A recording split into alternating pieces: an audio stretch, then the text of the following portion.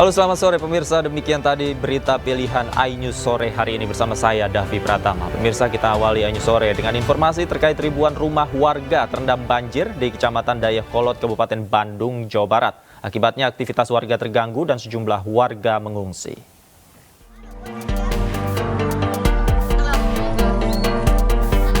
Banjir melanda permukiman warga di Kampung Bojong Asih, Kecamatan Dayakolot, Kabupaten Bandung, Jawa Barat. Ketinggian air yang menggenangi rumah warga berkisar antara 50 cm hingga titik terdalam mencapai 120 cm. Total sebanyak 2.500 rumah di wilayah tersebut terendam banjir akibat luapan Sungai Citarum. Sebelumnya banjir sempat surut pada hari Senin, namun hujan deras yang mengguyur Bandung Raya membuat debit air Sungai Citarum kembali meluap ke permukiman warga. 70 cm 3 RW yang masih tergenang kemarin. Kalau hari ini ya yang tergenang ada 11 RW lagi. Meluas lagi berarti ya? Meluas. Total ada berapa rumah sih Pak Kades yang terendam? Ada 2.300-an yang terendam. Banjir meluas hingga ke 11 RW akibat curah hujan tinggi yang terjadi sejak 4 hari lalu. Sejumlah warga mengungsi dan berharap bantuan dari pemerintah. Dari Kabupaten Bandung, Jawa Barat, Erik Fahrizal, iNews melaporkan. Untuk mengetahui situasi terkini banjir luapan Sungai Citarum yang merendam permukiman warga di Dayakolot, Kabupaten Bandung, Jawa Barat, kami telah terhubung dengan rekan kami Erik Fahrizal di sana. Selamat sore, Erik. Hingga sore hari ini apakah banjir sudah surut? Ya, Davi dan juga pemirsa, saat ini saya berada di Kampung Bojong Asih, Desa Dayakolot, Kecamatan Dayakolot, Kabupaten Bandung, Jawa Barat, yang mana hingga sore hari ini banjir luapan Sungai Citarum ini masih merendam permukiman warga di wilayah itu, dan bisa saya perlihatkan, Davi dan juga pemirsa, beginilah situasi sore hari ini di Kampung Bojong Asih ini, yang mana banjir luapan Sungai Citarum ini masih merendam rumah-rumah warga di kampung ini dengan ketinggian yang bervariatif, mulai dari titik terendah di 50 cm hingga di titik terdalam yakni mencapai 120 cm. Selain merendam rumah, David dan juga pemirsa, ini banjir luapan Sungai Citarum juga merendam jalan desa, gitu, yang akibatnya aktivitas warga sendiri ini menjadi terganggu, sehingga mereka terpaksa harus menggunakan perahu kayu dan juga ban karet untuk beraktivitas, untuk menerobos genangan banjir keluar dari perkampungan untuk beraktivitas. Dan berdasarkan data yang sudah kami himpun, begitu, ada total sebanyak 2.500 rumah warga di Desa Dayakolot ini sendiri yang terendam banjir. Itu kembali ke Anda, tapi Baik, Erik, 2.500 rumah warga yang terdampak banjir. Kemudian apakah warga tetap bertahan di dalam rumah mereka atau ada yang mengungsi sebagian, Erik? ya, untuk hal tersebut sendiri ini sebagian warga ada yang mengungsi, dan data yang kami himpun ada total sebanyak 14 kepala keluarga yang mengungsi di posko pengungsian yang disediakan oleh pemerintah di kantor Desa Dayakolot, dan sebagian besar sendiri ini warga masih memilih untuk bertahan di rumah mereka, tepatnya di lantai 2 rumah mereka, begitu, David.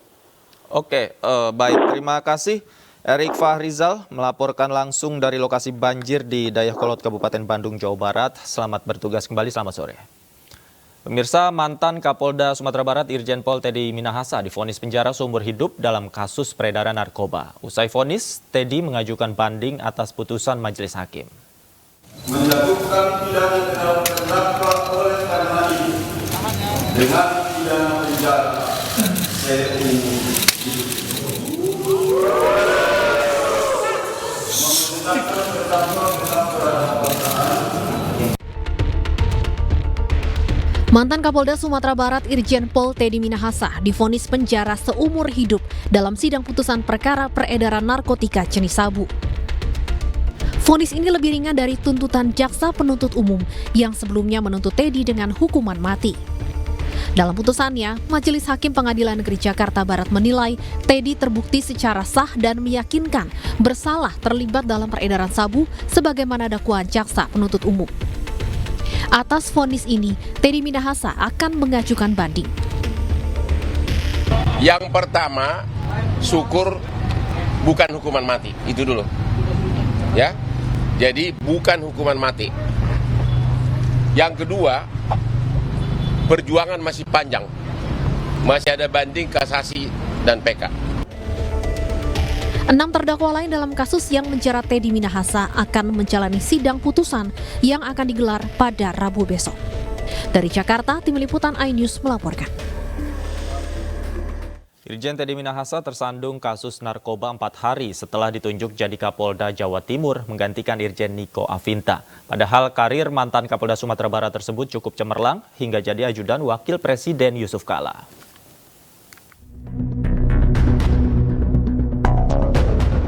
Polda Metro Jaya mengungkap penangkapan Irjen Teddy Minahasa dalam kasus peredaran narkoba. Di Narkoba Polda Metro Jaya, Kombes Mukti Juharsa menyatakan dalam kasus ini Teddy Minahasa menjadi pengendali penjualan narkoba seberat 5 kg. Keterlibatan Teddy terendus setelah Polres Jakarta Pusat dan Polda Metro Jaya menangkap sejumlah anggota polisi terkait peredaran narkoba. Dari keterangan saudara D dan saudara L menyebutkan adanya keterlibatan Irjen Pol TM selaku Kapolda Sumbar sebagai pengendali BB 5 kg sabu dari Sumbar, di mana sudah menjadi 3,3 BB yang kita amankan, 3,3 kg BB sabu yang kita amankan, dan 1,7 kg sabu yang sudah dijual oleh saudara DG yang telah kita tahan dan diedarkan di Kampung Bahari. Sebelumnya dalam keterangan persnya, Kapolri Jenderal Listio Sigit Prabowo menegaskan tidak akan main-main terhadap anggotanya yang terlibat kasus narkoba. Irjen TM dinyatakan sebagai terduga pelanggar dan sudah dilakukan penempatan khusus. Kemudian tentunya terkait dengan hal tersebut, saya minta agar Kadipropam segera melaksanakan pemeriksaan terkait etik untuk kemudian bisa kita proses dengan ancaman hukuman PTDH. Selain itu, saya minta kepada Kapolda Metro untuk melanjutkan proses terkait dengan penanganan kasus pidananya. Jadi saya minta siapapun itu, apakah itu masyarakat sipil, ataukah Polri, bahkan sampai Irjen TM sekalipun, saya minta untuk diproses tuntas dan terus dikembangkan. Jadi ada dua hal, proses etik dan proses pidana. Dan ini tentunya sebagai bentuk keseriusan kami untuk menindak tegas terkait dengan masalah narkoba. Dan ini juga warning bagi seluruh anggota agar tidak ada yang bermain-main dan melakukan penindakan tegas.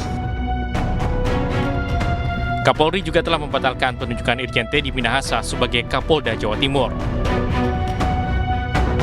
Irjen Teddy Minahasa merupakan perwira tinggi Polri jebolan Akademi Kepolisian tahun 1993. Lahir di Minahasa 23 November 1970.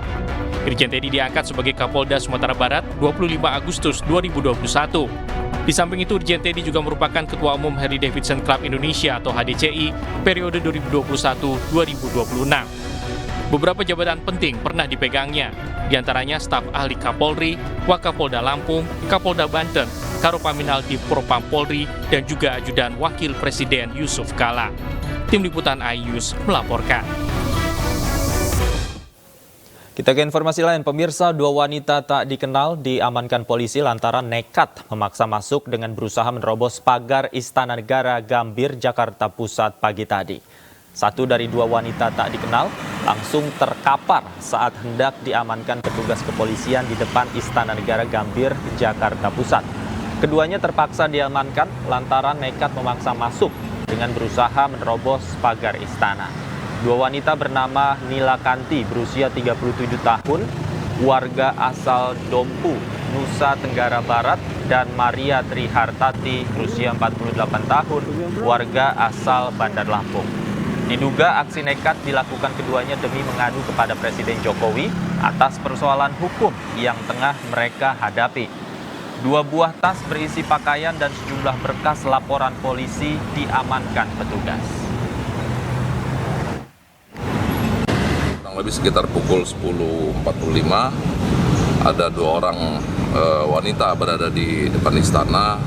Setelah kita dalami bahwa yang bersangkutan ingin menyampaikan aspirasi ataupun keluh kesahnya terkait dengan permasalahan yang berbeda. Kejadiannya pada siang tadi didapati 2 orang perempuan yang berada di depan istana, tepatnya di pintu masuk Monas ya, sedang berjalan sebagaimana lazimnya masyarakat yang akan ke Monas, maka petugas itu menganggap hal yang biasa. Namun 1 orang dari 2 orang wanita ini berinisial M menyeberang mendekat ke arah pintu gerbang istana ya, belum sampai menerobos, jadi masih sampai pembatas barier ya, barier pembatas.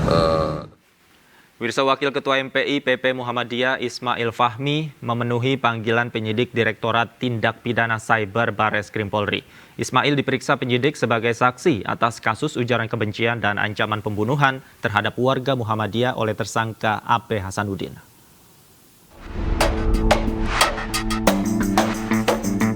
Kader PP Muhammadiyah mendatangi Mabes Polri untuk memenuhi panggilan penyidik Direktorat Tindak Pidana Siber Ditpid Siber Barreskrim Polri pada Selasa siang. Didampingi kuasa hukumnya, Wakil Ketua Majelis Pustaka dan Informasi PP Muhammadiyah Ismail Fahmi memasuki Mabes Polri untuk memberikan keterangan terkait ujaran kebencian dan ancaman pembunuhan terhadap warga Muhammadiyah yang dilakukan oleh AP Hasanuddin. Ini tegas, jangan sampai satu, masyarakat mudah menyampaikan ucapan seperti itu ya di media sosial karena sangat berbahaya. Kemudian yang kedua, pelajaran juga supaya warga negara kita ini ya ketika mendapatkan seperti ini tidak mudah terprovokasi. Dan yang untuk melakukan itu, untuk itu terjadi, ada syaratnya adalah penegakan hukum. Ya, kita harapkan penegakan hukum dari polisian dan kemudian dari pengadilan nantinya. Selain Ismail Fahmi, kepolisian juga turut memanggil Sekretaris Majelis Wakaf PP Muhammadiyah Masuri Masuda dan Rektor Universitas Muhammadiyah Jakarta Mahmud Murad sebagai saksi dengan waktu berbeda. Diketahui AP Hasanuddin ASN BRIN ditangkap polisi 30 April lalu atas kasus ujaran kebencian terhadap Muhammadiyah buntut dari perbedaan penetapan 1 Syawal 1444 Hijriah. Selain ujaran kebencian, AP Hasanuddin juga menuliskan ancaman pembunuhan terhadap warga Muhammadiyah yang dituliskan melalui laman komentar media sosial.